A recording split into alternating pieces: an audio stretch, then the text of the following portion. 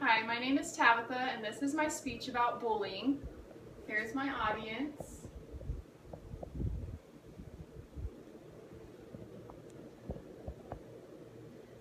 Okay, bullying is not okay. That is why, as adults, we need to step in and put a stop to the bullying.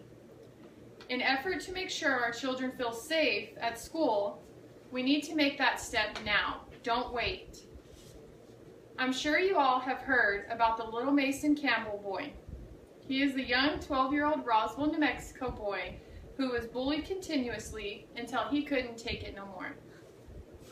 On January 14, 2014, he walked into Berendo Middle School gym and opened fire with his dad's 20-gauge shotgun. He was looking for the boy who bullied him, but instead nearly killed 2 innocent children. I feel that if someone or anyone would have seen the anguish this child was dealing with on a daily basis, it could have been prevented. Schools have unfortunately become a hunting ground for bullies, and our children will never be safe if we let these bullies lurk around freely. According to the nobullying.com, the most effective way to stop bullying is for adults to step in.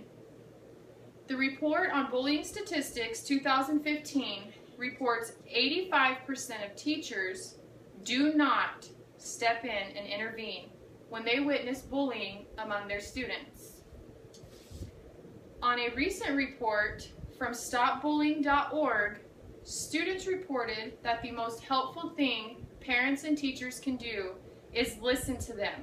When they come to you, check on them to make sure the bullying has stopped, and give them advice when they need it. Do you know if your child is being bullied? There are many warning signs that parents and teachers need to be on the lookout for.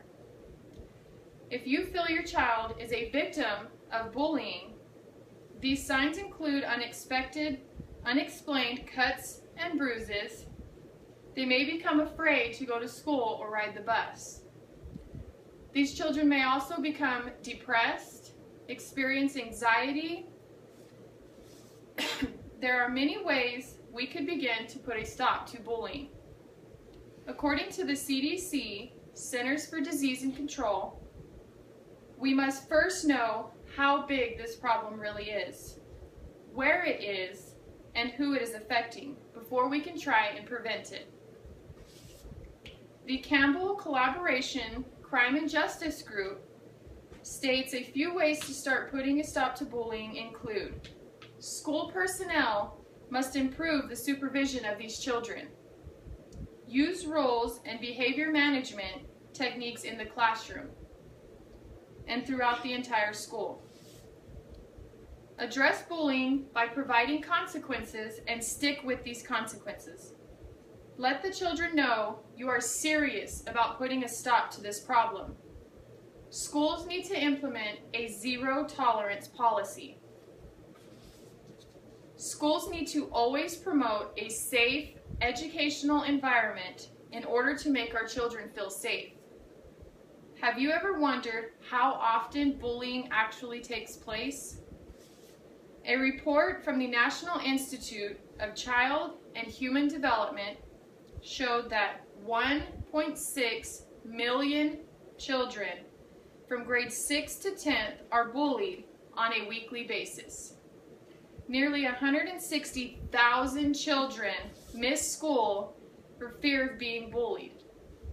Also, researchers have found that the bullying victims are 31 times more likely to bring a weapon to school than those who are not bullied. These children are going to school fearful every day, wondering what will happen today and if they will need to protect themselves. In an article addressing bullying head-on, Carter Davis states girls are more likely to experience emotional bullying, while boys are more likely to experience physical bullying. There are many reasons why a child may become a victim of bullying. Many of these reasons are beyond their control. Some of these may be that they have a mental or a physical disability. Children who are perceived as weak or are just less popular than others are more likely to be a victim of bullying. There are many effects bullying have on children. These effects could possibly stay with them throughout their lives and into adulthood. According to the Gale Encyclopedia of Mental Health, victims of bullying can experience short and long-term psychological and emotional effects. These effects could be loneliness, depression, low self-esteem, anxiety, and the list just keeps going on. Many of these children feel the only way to escape the bullying is to end their own lives. According to the CDC, Centers for Disease Control, states suicide among young people is the third leading cause of death. There are about 4,400 suicide deaths per year. Bullying victims are 2 to 9 times more likely to consider or even attempt suicide on themselves than people who are not bullied. Another mass shooting that was the result of a shooter being bullied was the Virginia Tech shooting.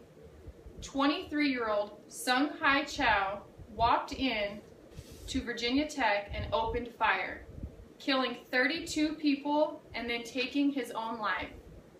Fellow students of Chow said he was previously bullied just for the way he talked and because he was shy. Bullying can happen in many, many different ways.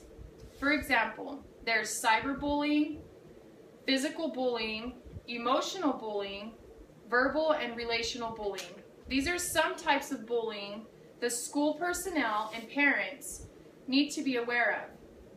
Physical bullying includes hitting, kicking, tripping, spitting, or destruction of someone else's property. Emotional bullying includes spreading nasty rumors about someone or excluding someone from social events or even a social group.